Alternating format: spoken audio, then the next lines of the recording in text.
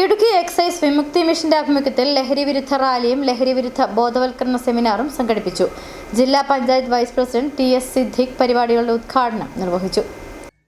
സമൂഹത്തിന്റെ നിലനിൽപ്പിന് ഭീഷണിയായി മാറിക്കൊണ്ടിരിക്കുന്ന ലഹരി ഉപയോഗത്തെ ചെറുക്കുന്നത് ലക്ഷ്യമിട്ടുകൊണ്ടാണ് എക്സൈസ് വിമുക്തി മിഷൻ ഇടുക്കി എന്നിവയുടെ ആഭിമുഖ്യത്തിൽ സ്റ്റോപ്പ് ഡ്രഗ്സ് ക്യാമ്പയിന്റെ ഭാഗമായി ലഹരി വിരുദ്ധ റാലിയും സെമിനാറും സംഘടിപ്പിച്ചത്.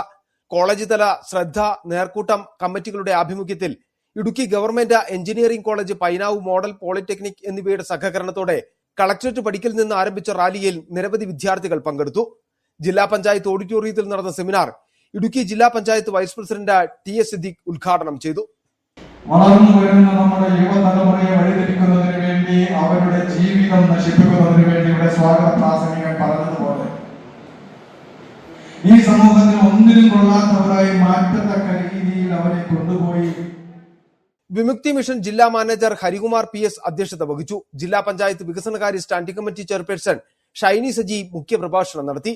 ജില്ലാ പഞ്ചായത്ത് അംഗം Francis Arakkaparambil, excise circle inspector Suresh P K, Binu Joseph, government engineering college principal doctor Baiju Sasidharan, model polytechnical principal C K. Subi, Rahul John തുടങ്ങിയവർ പങ്കെടുത്തു. City vision Idukki.